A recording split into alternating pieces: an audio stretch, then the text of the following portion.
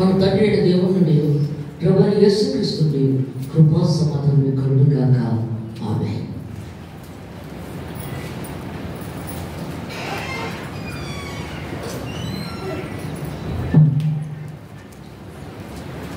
యెషయా గ్రంథం 8వ అధ్యాయం 18వ వచనం చూడండి. ఆ దినమున చెవిటి వారు రెండవ వాక్యం వినుదురు. అంధకారము కలిగినను గాఢాంధకారము కలిగినను గుడ్డివారు కన్నులారా చూచెదరు. యెహోవా యందు దీనులకు కలిగే సంతోషము అధికముగా మనుషులలో పేదలు ఇశ్రాయేలు యొక్క పరిశుద్ధ దేవుని ఆనందించడం. ప్రార్థన చేసుకోండి. పరిశుద్ధం పరిశుద్ధం పరిశుద్ధం పరిశుద్ధం ఉంద వర్ష ఇలా వర్తలు ఒట్టు వర్షూతులు పట్టేవయ్యా. దేవానికి స్తోత్రము రాయట, దేవానికి స్తోత్రము తండ్రి. పరిశుద్ధాత్మ దేవ, ఇక్కడే సంచరిస్తున్నావు ప్రభా, నీవు ఇక్కడే సంచరిస్తున్నావు, మా మధ్యలోనే ఉన్నావు తండ్రి. మాట్లాడుచున్నది నువ్వే కానీ నేను కాదు. నీ రోజు మాటలు ప్రతి ఒక్క వ్యాఖ్యానము నీకు అంగీకారంగా ఉండేలా చేయమని ప్రతి బిడ్డతో నువ్వే మాట్లాడాలని తొలలోష్యం తండ్రి. Thank you Jesus. పరిశుద్ధాత్మ దేవ, నీకే వందనాలు తండ్రి. ఆమేన్.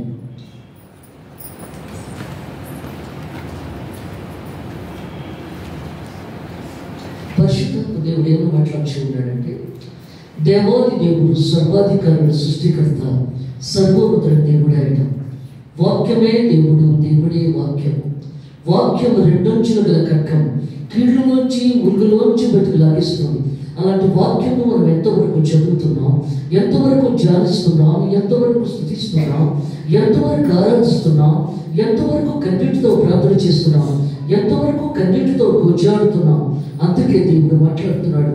యేసు ప్రభు ఈ లోకంలోకి వచ్చిన తర్వాత విశ్వాసాన్ని కృపణ తీసుకొచ్చాడు. విశ్వాసం లేకుండా దేవునికి ఇష్టడే ఉంట అసాధ్యము. ఆయన ఉన్నాడని పరము దయచేయవాడని అన్నప్పుడే కార్యం జరుగుతుంది, లేకపోతే కార్యము జరగదక్కడ. వాక్యము మన పాదములకు దీపమైనది, అది వెలుగే ప్రకాశిస్తుంది. ఆ వెలుగులో మనం ఎంతవరకు నడవగలుగుతున్నాం, ఎంతవరకు జీవించగలుగుతున్నాం. వాక్యం అని వెలుగులో నడవాలి.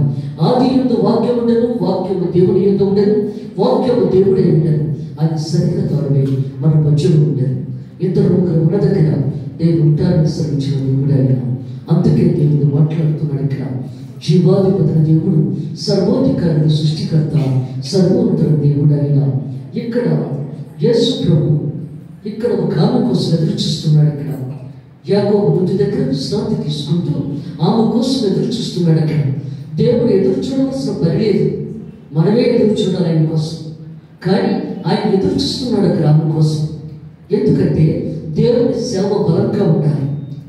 ఎందుకంటే కొన్ని ఆత్మలు రక్షించబడవు, ఏ ఆత్మ కూడా రక్షించుకోవడానికి వీలేదు.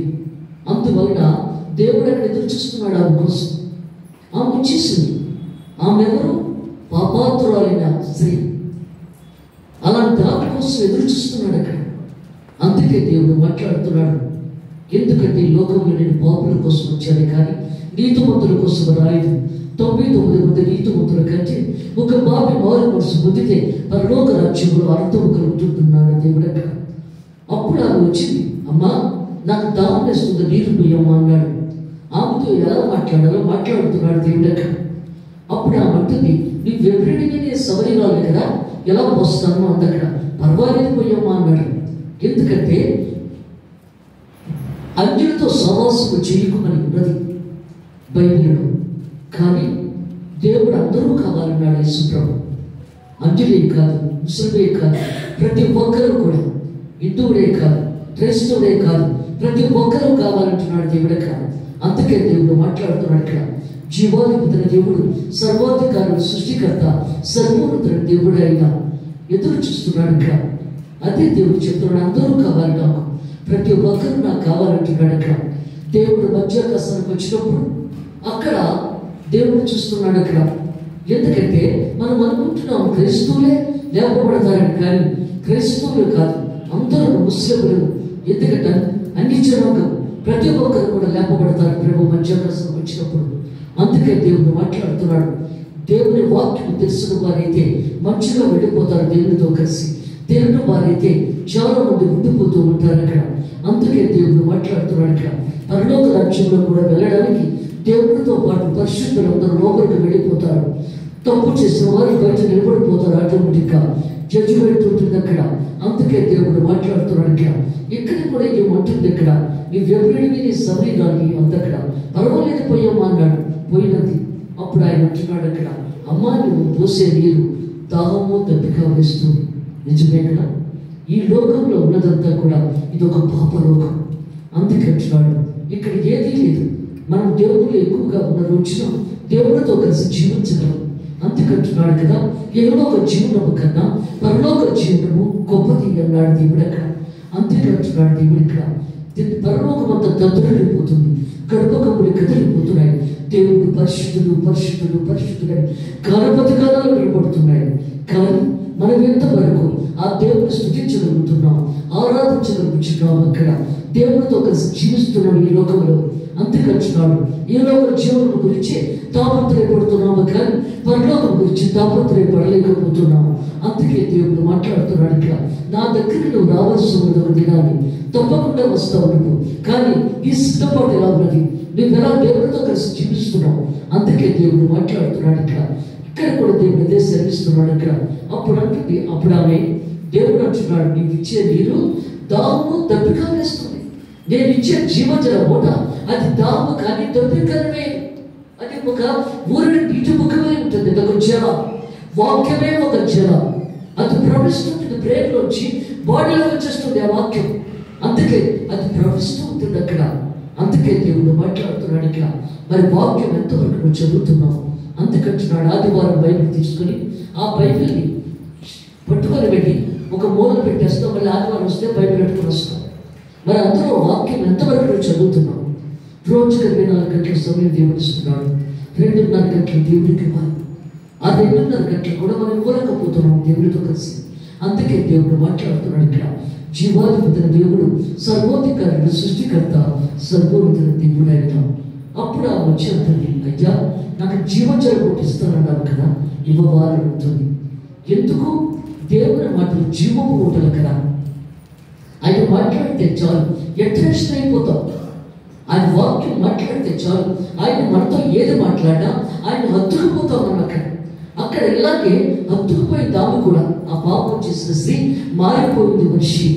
మరి మనము కూడా మారాలి కదా. మారిన మనసు ఎంతవరకు ఉన్నదని అడుగుతున్నాడు దేవుడి ఇక్కడ. ఎంతవరకు పశ్చాత్తాప పడుతున్నాం అంటున్నాడు దేవుడి ఇక్కడ. ఎంతవరకు ఏడుస్తున్నాము దేవుని సన్నిధిలో. మారిన మనసు లేకపోతే కష్టం. ఒక దినం కాదు, 2 దినాలు కాదు, ఎంతకాలం నువ్వు విలాక్షిస్తున్నావు. ఆఖరి నిమిషంలో పశ్చాత్తాప పడదామన్న ప్రయోజనం ఉండదు అక్కడ. అందుకే దేవుడు మాట్లాడుతున్నాడు ఇక్కడ. అప్పుడు అంటున్నావే, నాకు దాహం వేస్తుంది, అయ్యా నాకు జీవజలం ఉంటే ఇవ్వాలని అడిగింది అక్కడ. నీ భర్తను తీసుకుని రా అన్నాడు. ఇచ్చేలేదు వెంటనే ఆయన. అలాగే మనకి కూడా వెంటనే ఇచ్చాడు. అందుకే దేవుడు మాట్లాడుతున్నాడు ఇక్కడ. ఎందుకంటే నువ్వు ఎంత ప్రార్థన చేస్తే, ఎంత కన్నీరు కాస్తే, ఎంత ఏడ్స్తే దేవుడు ఇస్తాడు నీకు. అప్పుడు అన్నాడు, నాకు భర్త లేదు కదా, నాకు భర్త లేడు కదా అంది. అవును, నీకు 5 భర్తలు ఉన్నారు కదా అన్నాడు దేవుడు అక్కడ. మన హృదయాంతరంగాన్ని చూసే దేవుడు, హృదయాన్ని పరిశీలించే దేవుడు. ఎందుకంటే నీవు పశ్చాత్తాపడకపోవచ్చు, నీ తప్పును నువ్వు తెలుసుకోలేకపోవచ్చు, కానీ బయట ఉన్న భగవంతుడికి అంతా తెలుసు. అందుకే దేవుడు మాట్లాడుతున్నాడు ఇక్కడ. దావీదు మహారాజుతో అంటున్నాడు అక్కడ, అయ్యా నీ ఆలయం కట్టాలని నేను ఆశపడుతున్నాను అంటే, నీ చేతులు రక్తపు చేతులు, ఉరియాల చంపిన చేతులు. దావీదు మహారాజు అనుకున్నాడు దేవుడు మర్చిపోయాడు అనుకున్నాడు అక్కడ. నేను చేసిన తప్పిదాలు మర్చిపోయాడు అనుకున్నాడు అక్కడ. మనం అలా అనుకుంటున్నాం, మనం చేసిన తప్పిదాలు మర్చిపోతున్నాడేమో దేవుడిని అనుకుంటున్నాం. అక్కడ మర్చిపోయాయి. ఎందుకంటే ప్రతి మనిషికి లెక్క చెప్పాలి దేవుని దగ్గర. అందుకొచ్చినాడు నీ చేతులు రక్తపు చేతులు, ఉరియాల చంపిన చేతులు. నువ్వు ఆలయం కట్టాక కోల్పోయావు. ఈ కుమారుని సొలొమోను మహారాజు కడతాడు. అందుకే దేవుడు మాట్లాడుతున్నాడు, ఎవరికి ఏ ఆధిపత్యం ఇవ్వాలో, ఎవరికి ఏది కావాలో అది దేవుడికి తెలుసు. అది ఇస్తాడు దేవుడు. ఎందుకంటే నీ చేసిన పనిని బట్టి, నువ్వు చేసిన పద్ధతులను బట్టి, నువ్వు చేసే మంచితనాన్ని బట్టి, నువ్వు ప్రార్థన బట్టి దేవుడు నీకు ఇస్తాడు ఆ ఫలితాన్ని. ఎంతవరకు నువ్వు అందుకుంటున్నావు అది నీకు తెలుసు. నువ్వు ప్రార్థన తక్కువ చేస్తే నాకు దేవుడు ప్రేమించలేడు అని, ఎక్కువ చేస్తే దేవుడు ప్రేమిస్తాడు నీకు తెలుసు. అంతే నీ ప్రార్థన, నీ వాక్యం ద్వారా నీకు తెలుస్తుంది అక్కడ.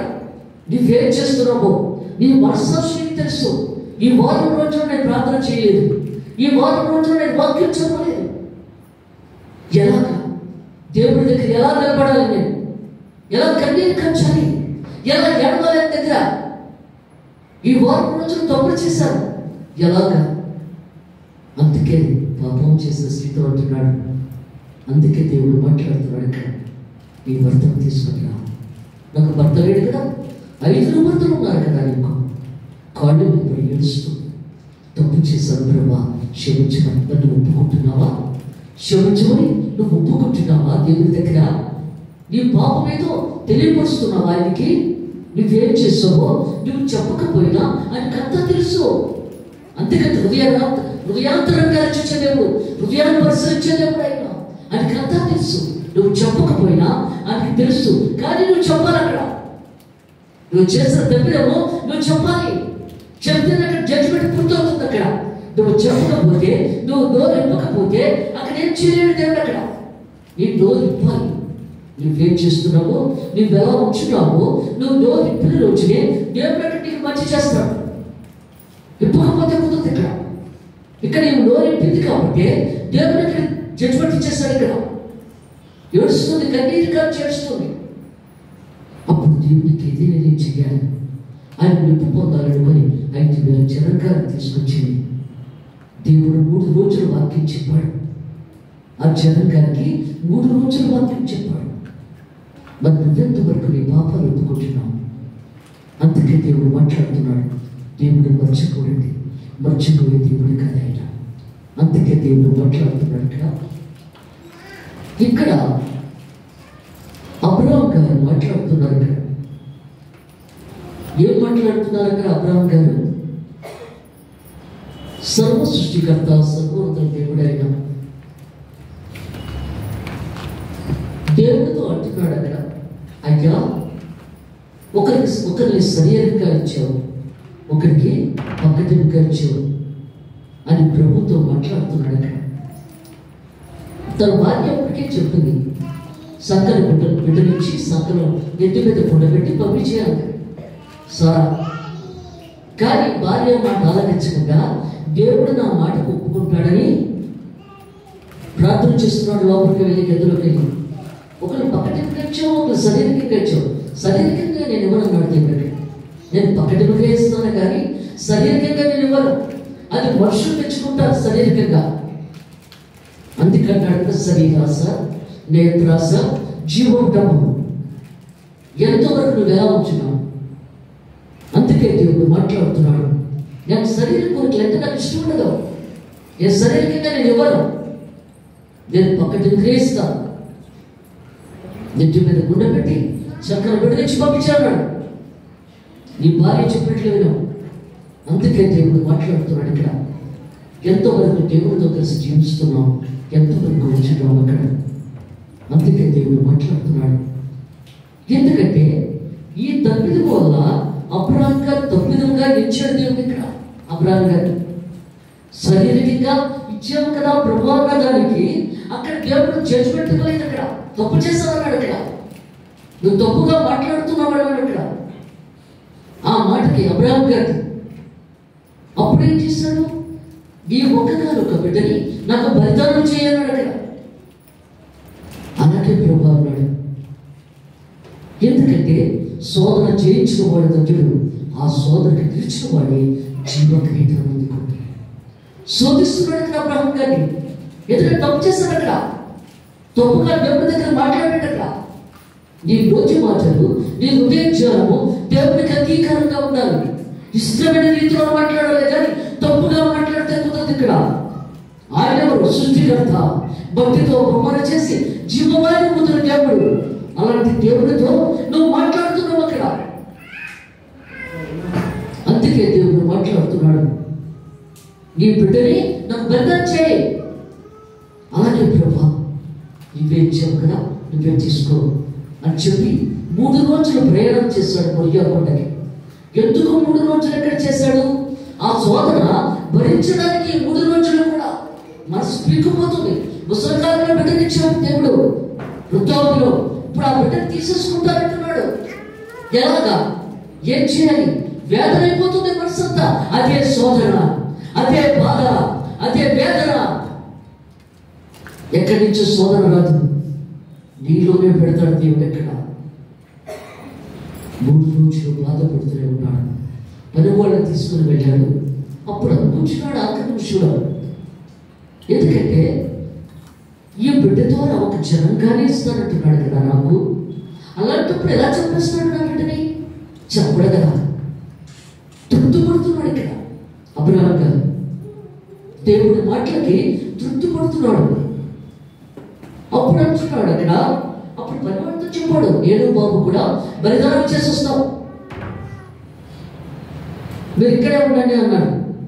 ఇదేంటి, తన ముగ్గురు బలిదానం చేస్తానన్నప్పుడు నేను నా బిడ్డ కూడా మళ్ళీ తిరిగి వస్తామంటాడేంటి ఈయన అని ఆలోచిస్తున్నారు పనివాడు. అప్పుడు నడిచి పెడుతున్నప్పుడు అప్పుడు అంటున్నాడు కొడుకు, నాయన కర్రా కత్తి ఉంది కానీ గొర్రె ఏది నాయన అని అడిగాడు. గొర్రె దేవుడే చూసుకుంటాడు పదాలు. ఇక్కడ కొండపైకి ఎక్కి చేతులు కాడు కట్టి బలిపీఠ మీద కత్తి పెట్టి నరికేస్తున్నాడు. ఇంకా ఆలోచించలేదు అక్కడ, ఇంకా ఆలోచించలేదు. అందుకే దేవుడు అక్కడ నీతిమంతుడిగా సిద్ధపరిచాడు అబ్రహాం గారిని. ఇంకా ఆలోచించలేదు కాబట్టి దేవుడి కోసం ఆలోచించలేదు అక్కడ. ఇక నా బిడ్డను ఇచ్చేస్తానని చెప్పి ఇక నరికేస్తున్నాడు అక్కడ కత్తిపై వ్యక్తి. అబ్రహామా, నువ్వు నీతిమంతుడివే, నువ్వు పరిశుద్ధుడివే. ఆగు, ఆ పొదలో ఉన్న గొర్రెను తీసుకొచ్చి వహించు. ఎందుకంటే దేవుని మాటలు జీవము ఊటలు. అందుకే దేవుడు మాట్లాడుతున్నాడు. బ్రెయిన్ నుంచి బోర్డులోకి వెళ్ళిపోతుంది వాక్యం. ఆ వాక్యం నీ హృదయంలో ఉంటారు. ఎందుకంటే యేసు ప్రభు నీ హృదయంలో ఉంటున్నాడు కాబట్టి, నీ హృదయంలో ఉంచుకుంటున్నావు కాబట్టి, ఆ వాక్యమే దేవుడే వాక్యం కాబట్టి అది నీ హృదయంలో ప్రవేశించాలంటున్నావు. దేవుడు నీ హృదయంలో ఉంటాడు కాబట్టి ఆత్మతో సత్యంతో ఆరాధించబడి దేవుడు ఆయన. అందుకే దేవుడు అంటున్నాడు, తలుపు దగ్గర నేను తొట్టుచున్నాను, తలుపు తెలిసి నేను లోపలికి వస్తాను. అందుకే దేవుడు మాట్లాడుతున్నాడు, తలుపు తెరవాలి. పిల్లలకు కూడా చెప్పేది ఏమిటంటే, బైబిల్ చదువుకోవాలి, ప్రార్థన చేసుకోవాలి, బద్దకించకూడదు. బద్దకిస్తే ఇంకేముండదు అక్కడ. నువ్వు బైబిల్ చదువుకొని ప్రార్థన చేసుకుంటే నీవు ఏ పని చేసినా దేవుడు ఆస్వాదిస్తాడు, దీవిస్తాడు. అక్కడ ఏ చెడ్డ ఆలోచన కూడా నీలోకి రాదు. ప్రార్థనలో వాక్యంలో ఉన్నప్పుడు ఏ చెడ్డ ఆలోచన కూడా నీలోకి రాదు. మంచిగా దేవుడే ఉంటాడు నీ హృదయంలో కాబట్టి. అందుకే దేవుడు మాట్లాడుతున్నాడు ఇక్కడ దేవుడు చెప్తున్నాడు, అబ్రహాము మోసం నుంచి వచ్చాడు యాకోబు. అబ్రహాము మోసం నుంచి వచ్చాడు యాకోబు ఇక్కడ. అందుకే దేవుడు మాట్లాడుతున్నాడు ఇక్కడ. యాకోబుతో దేవుడు మాట్లాడుతున్నాడు ఇక్కడ. ఇక నువ్వు బయలుదేరి రావా అని అడిగాడు. వస్తాను ప్రభా అన్నాడు. ఎప్పుడు వస్తావు? బయలుదేరి. ఎందుకంటే సేవ చేసేవాళ్ళైనా సరే, దేవుడు ఉన్న వాళ్ళైనా సరే, దేవుడు ముందుగానే సిద్ధపరుస్తున్నాడు ప్రతి ఒక్క క్రియాన్ని. లేట్ చేయకూడదు, ఏది కూడా లేట్ చేయకూడదు. నువ్వు ఎంత త్వరగా మొదలు పెడితే అంత దేవుడు సంతోషపడతాడు ఇక్కడ. నువ్వు లేట్ చేసే కొద్దీ కూడా నువ్వు ఎదురు దూరం అయిపోతూ ఉంటావు దేవుడికి. ఏదైనా లేట్ చేయకూడదు. అందుకే అంటున్నాడు కదా, ఒక ఆయనతో అంటున్నాడు ఆయన, నన్ను వెంబడించి అన్నాడు. నా తండ్రిని బాధ పెట్టొస్తాను ప్రభు అన్నాడు. మృతులు బాధ పెట్టుకున్నాడు. నువ్వు నన్ను వెంబడించు. చనిపోయిన వారితో సంబంధం లేదు, బ్రతికున్న వారితో సంబంధం. ఇక చనిపోయిన వారితో ఇంకేమీ లేదు అక్కడ దేవుడికి. అందుకే ఈ భూలోకంలో ఉన్నంత వరకే మన పాపాలు ఒప్పుకొని దేవుడితో సమాసం చేయాలి, దేవుడితో కలిసి జీవించాలి అక్కడ. అందుకే దేవుడు మాట్లాడుతున్నాడు, చనిపోయిన వారితో లెక్క లేదు అక్కడ. అందుకే దేవుడు మాట్లాడుతున్నాడు ఇక్కడ. టోటల్ చేసి ముగించేస్తాడు ఆయన ఆయుష్కాలం చనిపోయిన తర్వాత. అందుకే వేరొక గ్రంథం, నువ్వు పుట్టిన దగ్గర నుంచి కూడా నువ్వు చనిపోయే వరకు కూడా ఆ గ్రంథంలో నువ్వు ఎన్ని తప్పులు చేసావో, ఎన్ని మంచి పనులు చేసావో రాయబడి ఉంటుంది. అందుకే దేవుడు మాట్లాడుతున్నాడు. జడ్జిమెంట్ ఇచ్చేటప్పుడు ఆ దేవదూత ఆ బుక్కును పట్టుకొచ్చి పరిగెట్టుకొస్తుంది. ఎందుకు? ఆయుష్కాలం పూర్తయిపోతుంది. ఇంకా అప్పుడు బుక్కు డబ్బుల రోజు పక్కన తోసేస్తుంది దేవదూత. అయిపోయింది అక్క, ఆయన పని అయిపోయింది అక్కడ. అప్పుడు ఆ జడ్జిమెంట్ ఇచ్చేటప్పుడు అది తీసుకొస్తుంది. అందులో ఎన్ని తప్పులు ఉన్నాయో, ఎన్ని మంచి పనులు ఉన్నాయో, దాని బట్టి నువ్వు పరలోకానికి పెడతావో, నరకానికి పెడతావో తీర్పు జరుగుతుంది అక్కడ. జీవ గ్రంథం నుండి దేవుడు లెక్కించేవాడు. అందుకే అంటున్నాడు దేవుడు ఇక్కడ జీవ గ్రంథం దేవుడే తెలుస్తున్నాడు. ప్రతి ఒక్కరి పేరు కూడా అందులో ఉంటుంది. ఆ పేరును బట్టి పిలువబడుతుంది అక్కడ. అందుకే దేవుడు మాట్లాడుతున్నాడు ఇక్కడ. జీవాధిపతి దేవుడు, సర్వోధికారి సృష్టికర్త, సర్వోన్నత దేవుడు అయిన దాన్ని బట్టి తీర్పు ఉంటుంది. జీవకర్తలో పేరు లేదనుకో ఇంకేముండదు అక్కడ. నరకాన్ని తోసిపారని ఇంకా పాత్రలో కనుకోవడమే, ఇంకేముండదు అక్కడ. జీవగ్రంథంలో నీ పేరు ఉంటేనే అప్పుడు దేవుడు చూస్తాడు అక్కడ. అందుకంటున్నాడు నీ ప్రాణం ఇక్కడ ఎలా పోయేటప్పటికల్లా అక్కడ బుక్కు పక్కన మూసేసి పక్క తోసేస్తాడు, ఇంకేముండదు అక్కడ. అందుకే చనిపోయిన వారితో దేవుడికి పని లేదు, బ్రతుకున్న వారితోనే పని. అందుకే దేవుడు మాట్లాడుతున్నాడు ఇక్కడ. అదే చెప్తున్నాడు ఇక్కడ. అప్పుడు యాకోబు తన బిడ్డల్ని, తన గొర్రెల్ని, మేకల్ని అనేది తీసుకొని బయలుదేరాడు. అప్పుడు పడివారికి చెప్పాడు, మీరందరూ వెళ్ళిపోండి, నా సొంత గ్రామానికి నేను వస్తానన్నాడు. దేవుడు అతన్ని ఒంటరితనాన్ని చూడడానికి దేవుడు చూశాడు ఇక్కడ. ఎందుకంటే మోసగాడు. అందుకే దేవుడు మాట్లాడుతున్నాడు. దేవుడి సేవకులకి ఎలాంటి బలహీనత ఉన్నా అది తీసివేస్తాడు దేవుడు. తీసివేసి అప్పుడు సేవకు పిలుస్తాడు దేవుడు అక్కడ. అందుకే దేవుడు మాట్లాడుతున్నాడు ఇక్కడ. మనలో ఎలాంటి బలహీనత ఉన్నా అది ఆ బలహీనత పోయే వరకు దేవుడు చూస్తాడు. ఎంతవరకు ఆ కోరిక నెరవేర్చుకుంటారు సేవకులు. ఆ కోరిక పోతే నా సేవ చేస్తారు కదా. ఆ కోరిక పోయే వరకు కూడా దేవుడు ఎదురు చూస్తూ ఉంటాడు. ఆ కోరిక తీరే వరకు వాళ్ళకి సేవకులకి. అప్పుడే దేవుడు వాడుకుంటాడు ఆ మనిషిని. అందుకే దేవుడు మాట్లాడుతున్నాడు ఇక్కడ. ఇక్కడ కూడా యాకోబు ఒంటరిగా మిగిలిపోయాడు. ఆ రాత్రి యాకోబుతో పెరిగిలాడాడు దేవుడు. ఏ మానవుడు కూడా దేవుడితో పెరిగిలాడలేడు. అలాంటిది యాకోబు ఒక్కడే పెరిగిలాడాడు. ఎందువలన? దేవుని సేవకుడు కాబట్టి. యాకోబుని ఇశ్రాయేలుగా చేస్తాడు కాబట్టి. ఎందుకంటే ఇశ్రాయేలు జనాంగానికి ఇశ్రాయేలుగా చేశాడు యాకోబుని అక్కడ. అంతో ప్రవక్త దేవుడు అందుకే పెరిగిలాడవలసి వచ్చింది. దేవుడితో పెరిగిలాడి గెలిచేటట్లు చేశాడు. అందుకే దేవుని బిడ్డల్ని గెలిచేటట్లు చేస్తాడు దేవుడు అక్కడ. మంచిగా ఓడిపోనివాడు. దేవుడిలో ఉన్నవారిని ఎప్పుడు ఓడిపోనివాడు దేవుడు. అది గెలిచేటట్లే చేస్తాడు దేవుడు అక్కడ. అది మనం గమనించాలి. అందుకే దేవుడు మాట్లాడుతున్నాడు ఇక్కడ. సర్వ సృష్టికర్త, సర్వోన్నత దేవుడు అయిన ఇక్కడ కూడా యాకోబుని దుడ్డుకి తండ్రేటప్పటికల్లా కిలకిలకిలకిలాడిపోతాడు. తన తప్పిదాలు ఒప్పుకుంటాడు అక్కడ. ఆ కిలకిలలాడిపోతున్నప్పుడు, ఆ దుడ్డుకి తగ్గినప్పుడు గిలగిలలాడిపోతాడు మనిషి. గిలగిలలాడేటప్పుడే బాధపడుతూనే ఉంటాడు. దేవుడు వెళ్ళిపోతున్నాడు, దూరం దాటి వెళ్ళిపోతున్నాడు, గబ్బమైంది అని కాళ్ళు పెట్టుకుంటాడు. అంత బాధలో కూడా చూసారా? సేవకుడుకున్న పవర్ యేసు నామములో బలం ఉంది. యేసు మాటలో ఉంటుంది. యేసు మాటలో ప్రభావం పవర్. ఆ పవర్ దేవుడు సేవకులకు ఇస్తాడు. అంత బాధలో కూడా కాళ్ళు పట్టుకున్నాడు. నన్ను దీవిస్తేనే కానీ నువ్వు వెళ్ళడానికి లేదు, నన్ను దీవించు. మనం ఎంతవరకు అడుగుతున్నామండి దేవుణ్ణి దీవించమని? మన కుటుంబాన్ని దీవించమని, మనల్ని దీవించమని ఎంతవరకు మనం అడుగుతున్నాం? అప్పుడు ఉన్నాడు, ఈ దినం నుంచి నువ్వు మోసగాడివి యాకోబు కాదు, ఇశ్రాయేలువి. ఇశ్రాయేలు. ఎందుకంటే యెహోవా దేవుడు ఆయన గుడ్డుల్లో పెట్టుకున్నాడు. తన బిడ్డల్ని కిరీటంలో పెట్టుకున్నాడు. 12 మంది గోత్రముల వారిని. అంత పవర్ దేవుడి పవర్. ఎందుకంటే మనం ఎంత దేవుడిలో ఉంటే అంత పవర్ మనకి ఇస్తాడు ఆయన. నువ్వు ప్రార్థనలో వాక్యంలో ఉంటే అంత పవర్ నీకు ఇస్తాడు. దేనికి భయపడవు, దేనికి జడవు.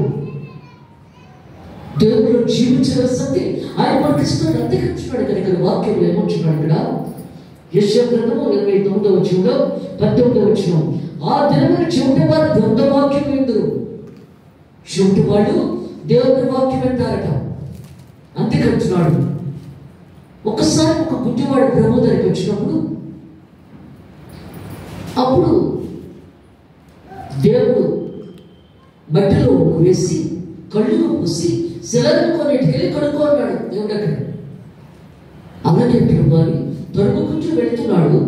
అప్పుడు శిష్యుడి గారు ఏంటి ప్రభా, వారి తల్లిదండ్రులు చేసిన పాపమా, అతను చేసిన పాపమా, ఎవరు చేసిన పాపం వల్ల తన గుడ్డితనం వచ్చింది?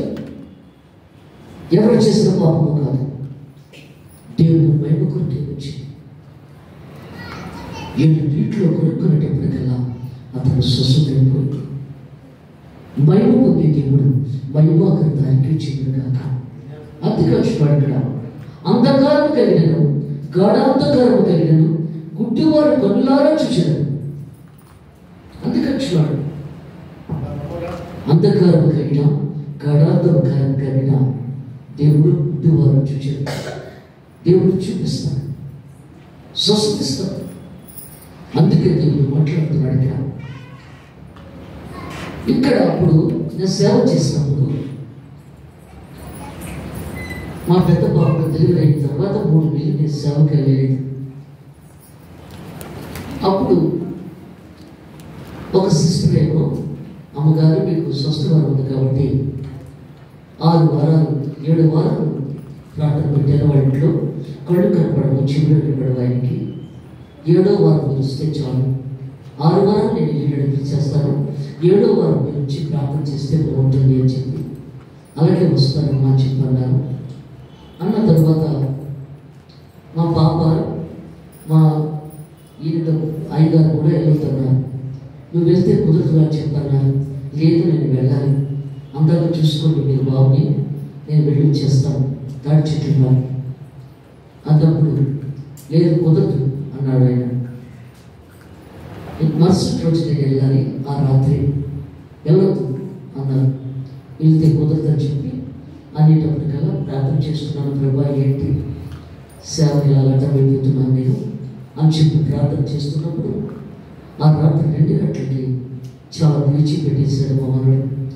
చాలా ఆగటం లేదు ఏడు. అప్పుడు మా బాబు వచ్చి ఏడు ఆగటం లేదన్నా తీసుకోవాలన్నా, వద్దు నా దగ్గర తీసుకురావద్దు తీసుకోవాలన్నా. మనసు అంత దూరంగా ఉంది నాకు. ఎందుకంటే దేవుని సేవకులకి బాగుంది, మనసు బాగోదు, వెళ్ళొద్దు అంతే. ఇక్కడ అప్పుడు దేవుడు లేకుండా ఉన్నాడు. అలాగే ప్రభావి వాక్యం బలడ జీవం అన్నాడు. అలాగే ప్రభావం తర్వాత ఇప్పుడు ఆ వాక్యం ద్వారా దేవుడు మాట్లాడుతున్నాడు నాతో. అర్ధరాత్రి 2 గంటలకి నా సేవకు ఎవరు అడ్డం వస్తున్నాడో వారిని తీసేస్తున్నాను అన్నాడు. నా సేవకి ఎవరు అడ్డం వచ్చినా నేను తీసేస్తాను. అది నువ్వు గమనించాడు దేవుడు అక్కడ. ముందు ప్రభావం క్షమించాడు, తప్పైపోయింది, వాడు ఏం చేయలేదు, నేను వెళ్తాను, రేపు తెల్లవారికల్లా నేను వెళ్ళిపోతాను కదా, వాడు ఏమైనా సరే నేను వెళ్ళిపోతాను, ఆగడానికి లేదు, నేను వెళ్ళిపోతాను కానీ వాడిని ఏం చేయలేదు ప్రభావం క్షమించాలి. వాడు తెలియక తప్పు చేస్తున్నాను, తెలియదు సేవ అంటే ఏంటో, దేవుడు అంటే ఏంటో తెలియక అలా మాట్లాడుతున్నాను. అందువల్ల నా భర్త గారు ఉంటాను కానీ ఏమి చేయొద్దునైనా తప్పైపోయింది, నేను వెళ్తాను కదా, రేపు తెల్లవారికల్లా నేను అక్కడ వెళ్తాను, నేను ప్రార్థన చేస్తాను, క్షమించండి ప్రభావం. చాలాసేపు దేవుడిని క్షమాపణ అడిగితే అప్పుడు దేవుడు అలాగే అన్నాడు దేవుడు. అప్పుడు తెల్లవారికల్లా ఆయన మనసు మారింది, బాబు మనసు మారి ఎల్లమ్మ నేను ఉంటా అని చెప్పి అన్నాడు. అప్పుడు వెళ్ళి ప్రార్థన చేయగా అతను చెవులు నిలబడేలా దేవుడు చేశాడు. కళ్ళు సరిగ్గా కనబడలేదు, మసగ్గా ఉన్నది, కానీ చెవులు నిలబడ్డారు వెళ్ళి ప్రార్థన చేసిన తర్వాత. ఎందుకంటే దేవుని సేవకి ఎవరు అడ్డం రాకూడదు. అందుకే దేవుడు మాట్లాడుతున్నాడు, అడ్డం వస్తే కుదరదు ఇక్కడ. అందుకే దేవుడు మాట్లాడుతున్నాడు. ఒకసారి ఒక ఆమెకి చర్చిలో ఆమెకి బాప్తిసం ఇవ్వలేదు, కానీ ఈ లోపల చచ్చిపోయింది బాప్తిసం ఇద్దామనేటువంటి కదా. అప్పుడు వాళ్ళు ఏమన్నారంటే, అమ్మ మీరు వచ్చి సమాజ్ చేస్తారని అడిగారు. సంవత్సరం మీ సేవ తెచ్చుకొచ్చింది కదా, సమాజ్ చేస్తాడంటే అయ్యగారు అన్నారు పక్క నుంచి. ఇంకా ఫోన్లో మాట్లాడుతూనే ఉన్నాను, నువ్వు బాప్తిసం లేదు కదా, ఎలా సమాధి చేస్తావు అది అనేటప్పటికల్లా మరి భర్త మాట కాదండి అక్కడ దేవుడు ఆలోచిస్తున్నాడు, చూస్తున్నాడు. ఆయన నేను ఏం మాట్లాడతానని మీరు సమాధి చేసుకున్నాను ఇలా పూలు పెడుతుంటే దేవుడు మాట్లాడుతున్నాడు. సంవత్సరం వచ్చింది కదా సంఘానికి, నువ్వు ఎందుకు సమాధి చేయకూడదు? ఎందుకు వెళ్ళలేదు సమాధి చేయడానికి? ప్రతి నిమిషం దేవుడు మాట్లాడతాడు, ప్రతి నిమిషం కూడా మాట్లాడతాడు, ప్రతి ఒక్కరితో మాట్లాడతాడు. నువ్వు తప్పు చేసినా ఎలా చేసినా దేవుడు మాట్లాడతాడు. అక్కడ క్షమించింది, తప్పు అయిపోయింది, కానీ నేను స్మారకుండా పెడతాను. వెళ్ళి నేను అక్కడ వాక్యం చెప్పి ఆత్మకు శాంతి కలిగేలాగా చేస్తాను. క్షమించాలి, ఎందుకంటే మీకు ఇచ్చిన భర్త ఆయన మాట దాటి వెళ్ళడానికి లేదు అక్కడ, అందువల్ల క్షమించాలి అని చెప్పి అప్పుడు స్మారకోటానికి వెళ్ళాను. అందుకే దేవుడు మాట్లాడుతున్నాడు ఇక్కడ. అదే చెప్తున్నాడు ఇక్కడ. ఏమొచ్చినాడు ఇక్కడ? యెహోవా అంధకారము కలిగినను గాఢాంధకారము కలిగిన గుడ్డివారి పనులు కరుణాలు చూచెను. యెహోవా యందు దీనులకు కలుగు సంతోషము అధికమవును. ఎందుకంటే దీనులకి దేవుడు సంతోషాన్ని ఇస్తాడు, ఆనందాన్ని ఇస్తాడు. బలత్కారులు లేకపోతులు, ఎందుకంటే తప్పుడు పని చేసేవారు లేకపోతులు. ప్రార్థన చేస్తున్నాం, ప్రభా లోకమంతా పాపంతో నిండిపోయింది, వాటిని కంట్రోల్ చేయగల శక్తి నీకు ఒక్కడికే ఉంది. నువ్వేం చేస్తావు అంటే నోవా కాలంలో జలప్రలయం వచ్చినప్పుడు పాపం పరిపక్వమైపోయింది, నిండిపోయింది. కాబట్టి నోవా కాలం జలప్రలయం వచ్చి కొట్టుకుపోయింది. ఈసారి నేను అగ్నితో వస్తున్నాను అన్నాడు. మామూలుగా కాదు, అగ్నితో వస్తున్నాను. ప్రతి మనిషి కాలిపోతాడు, బలమల మాడిపోతాడు, పాపం నిండిపోతుంది ఎక్కడ చూసినా సరే.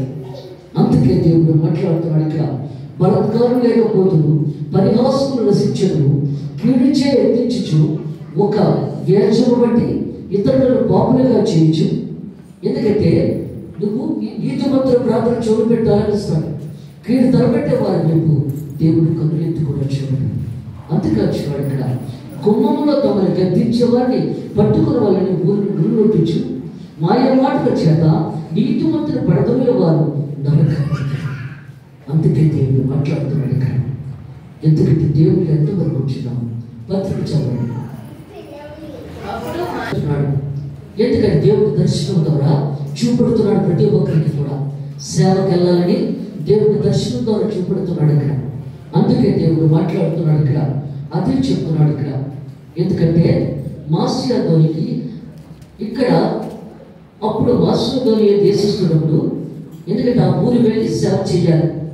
అందుకంటున్నాడు దేశస్తున్నప్పుడు నిలిచి దర్శనంలో కనబడుతుంది, నువ్వు మాసియాధోనికి వచ్చి మాకు సహాయం చేయమని తను వేడుకున్నాడు. మాకు మంచిగా వాక్యం చెప్పి మాకు సహాయం చేయమంటున్నాడు. వేడుకొనిచ్చినట్టు రాత్రి వేళ పౌరులకు దర్శనం కలిగాడు.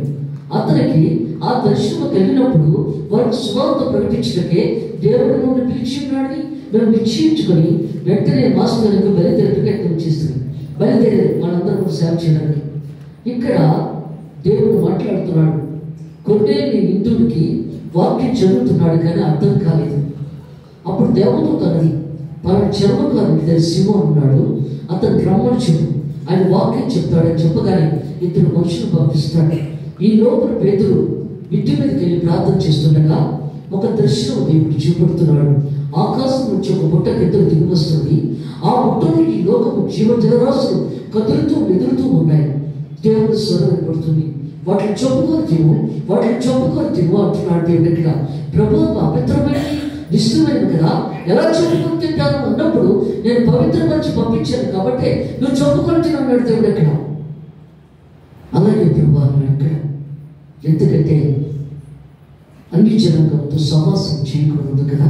ఒకవేళ అన్ని జనాంగం కదా కొన్ని వెళ్ళడేమోనని దర్శనం ద్వారా దేవుడు చూపించాడు అక్కడ. ఎందుకంటే దేవుడు ఎక్కడికి వెళ్ళమంటే అక్కడికి వెళ్ళాలి. నేను వెళ్ళను అంటే కుదరదు ఇక్కడ. అందుకే దేవుడు మాట్లాడుతున్నాడు ఇక్కడ.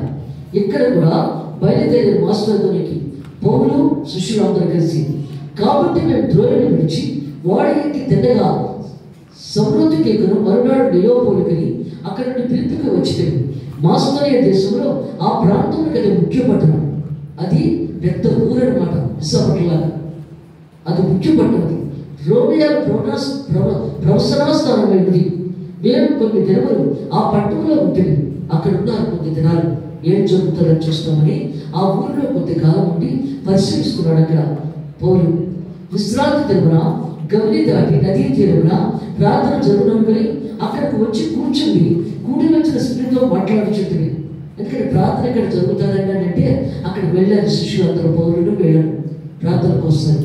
కానీ అక్కడ ఎవరు కనబడలేదు. కానీ స్త్రీలందరూ కొంతమంది కూర్చున్నారు, వాళ్ళతో మాట్లాడుతున్నారు అక్కడ.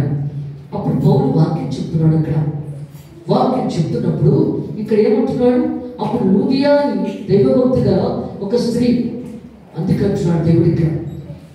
లూదియా దేవుడి సౌకర్యం అవును, అందుకే దేవుడు చెప్తున్నాడు. లూదియా దైవభక్తి గల ఒక స్త్రీ వినిచుండేది. ఆమె ఓదార్కప్పుడు నమ్మి తుయితర పట్టణస్తురాలు, ఓదార్కప్పుడు అమ్మకొని బతుకుతూ ఉంది ఆమె. అలాంటిది దేవుడిలో మంచిగా ఉంది. ప్రభు ఆమె హృదయంలో తెరిచిన కనుక పౌరులు చెప్పిన మాటలకు లక్ష్యించారు.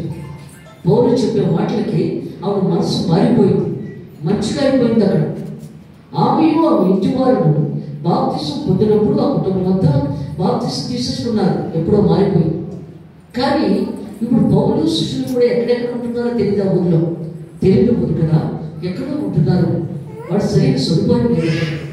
ఆ ఊరిలో సేవ చేయడానికి వచ్చారు. కానీ అప్పుడు ఆమె ఆలోచించింది.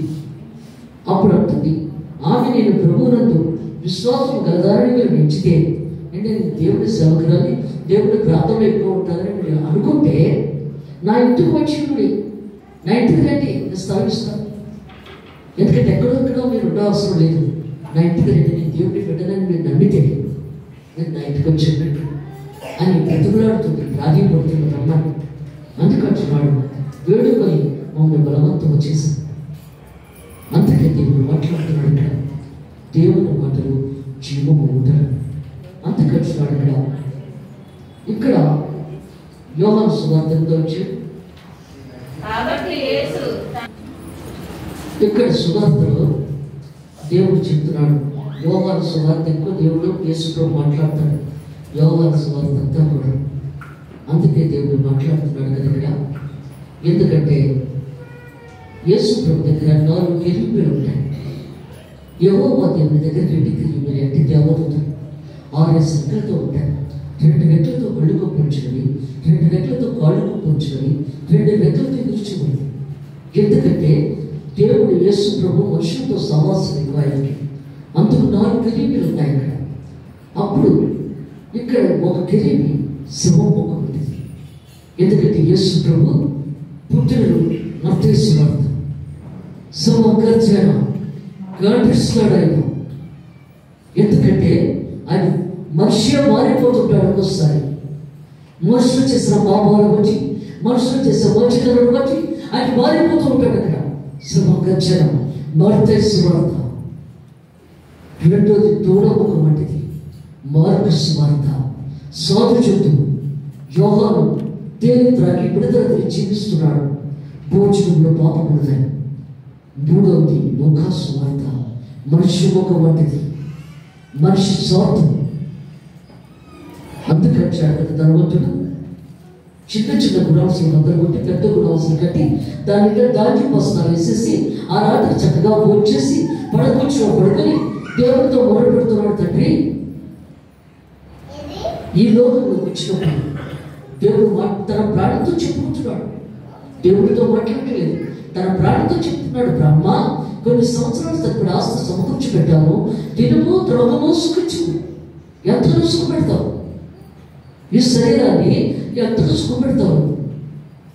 దేవుడు అంటున్నాడు, జీవితపడ ఈ రాత్రికే నీ ప్రాణాన్ని తీసుకుంటున్నాను. అది లూకా సువార్త, యోహాను సువార్త. పశురెక్కలు ఎగిరిపోతూ ఉంటుంది.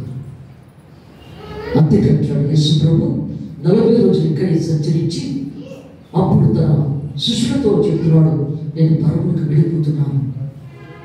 అప్పుడు నేను పరిశుద్ధాత్మ వస్తున్నా మీ దగ్గరికి, ఆదరణకర్త. నేను వెళితేనే కానీ రాదు, అది వస్తేనే కానీ సేవకి వెళ్ళారు. ప్రతి సేవకులకి పరిశుద్ధాత్మ ఉండాలి. అప్పుడే ఎలాంటి సేవని చేయగలం, లేకపోతే కష్టమైపోతుంది. లేదు ప్రభా మీరు ఉండాలని ఏడుస్తున్నారు శిష్యుడు.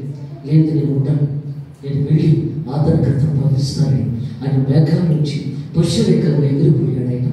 అప్పుడు దేవదూతలు అంటున్నారు ఎలా వెళ్ళాడో అలాగే తిరిగి వస్తాడు. మళ్ళీ ఆయన వచ్చే సమయంలో ఆయన మళ్ళీ తిరిగి వస్తాడు. అంతేకొచ్చినాడు. ఇంకా జనకం యెరూషలేము ఆలయంలో ఆయన కుర్చీ వేసి సింహాసనం వేసి ఇంకా మెస్సే వస్తాడు ఎదురు చూస్తున్నారు. మెస్సే రావడం, వెళ్ళిపోవడం, మళ్ళీ రావడానికి సిద్ధంగా ఉండడానికి జరగబోతున్నాడు. అందుకే దేవుడు మాట్లాడుతున్నాడు ఇక్కడ, అదే చెప్తున్నాడు ఇక్కడ. ఎందుకంటే 4 సువార్తలు కూడా అవి ప్రత్యేకత దేవుడి కోసమే ఉంటాయి. ఈ 4 సువార్తలు కూడా అందుకొచ్చినాడు ఇక్కడ. కాబట్టి యేసు తన నమ్మిన యూదులతో, మీరు నా వాక్యం వద్ద నిలిచిన వారైతే నిజంగా నాకు సృష్టిలో ఉంది సత్యం గ్రహించదు. ఇది సత్యవాక్యం, అబద్ధం ఆడలేని వాక్యం. ఇది సత్యవాక్యం. మన డోరింపితే చాలా అబద్ధాలు ఆడిస్తూ ఉన్నాం, ఎన్నో మాట్లాడిస్తామో తెలియదు. అందుకంటున్నాడు దేవుడు ఇక్కడ. ఏమొచ్చినాడు ఇక్కడ, నా వాక్యం వద్ద నిలిచిన వారైతే నిజంగా నాకు సృష్టిలో ఉంది సత్యం గ్రహించదు. అప్పుడు సత్యమేమని స్వతంత్రంగా చేయని చెప్పగా ఇక్కడ మీకు ఫ్రీడమ్ ఇస్తాడు దేవుడు ఇక్కడ.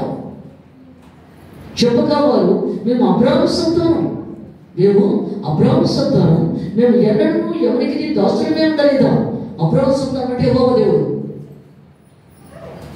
ఆయన సంతానం అంటున్నాడు ఇక్కడ. యేసు ప్రభుతో మాట్లాడుతున్నాడు ఇక్కడ. దాసులమే ఉండలేదే, మీరు స్వతంత్రంగా చేయబడుతున్నారని ఎలా చెప్పుచున్నావు? ఎందుకంటే స్వతంత్రంగా మీకు ఫ్రీడమ్ ఇస్తానని ఎలా చెప్తున్నావు నువ్వు అని యేసు ప్రభు అడుగుతున్నారు ఇక్కడ. యేసు ప్రభుని ఒక ఓచ చేయగల వాడికి స్వస్థత ఇవ్వడానికి వచ్చాడు. పరిసయ్యులు శాస్త్రులు కూడా అందరూ వచ్చేసారి ఇతను ఎలా స్వస్థపరిచాడో ఏం చేద్దామని చూడడానికి వచ్చారు. దేవుడు పెట్టే పడదు కదా, యువతరాన్ని చేద్దామని చెప్పి అభయాన్ని చేద్దామని అందరూ చూడడానికి వచ్చేసారు. అప్పుడు దేవుడు అంటున్నాడు అతనితో, నీ పాపాలు క్షమించబడ్డాయి, నువ్వు పరిగెట్టు. నీ పాపాలు క్షమించబడ్డాయి. ఇదేంటి ఈయన పాపాలు క్షమిస్తున్నాడు అంటున్నాడు? తండ్రి కదా, అబ్రాహాము గారు కదా, యెహోవా దేవుడు కదా క్షమించేది, ఈయన క్షమించేది. అప్పుడు దేవుడు అంటున్నాడు, ఈ పాపములు క్షమించబడ్డావు అనడం సులభమా? నువ్వు స్వస్థపడ్డావు, నువ్వు నీ చెయ్యి కిందకు తెచ్చి స్వస్థపడ్డ వెళ్ళి వాడడం సులభమా? ఏది సులభము? పాపము క్షమించబడ్డమే సులభమా?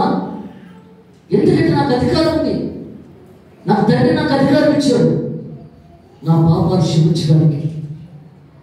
నేను ఈ లోకం పాపుల కోసం వచ్చాను. అందుకే వచ్చినాడు ఇక్కడ. ఏమంటున్నాడు, మేము అబ్రాహాము సంతానము, మేము ఎన్నడూ ఎవరికి దాసులమే ఉండలేదే, మీరు స్వతంత్రంగా చేయబడతారని ఎలా చెప్పుచున్నాను ఆయనతో.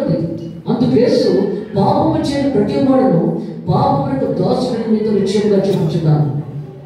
యేసు ప్రభు మాట్లాడుతున్నాడు ఇక్కడ. పాపము చేయని ప్రతి వాడును పాపములకు దాసుడు.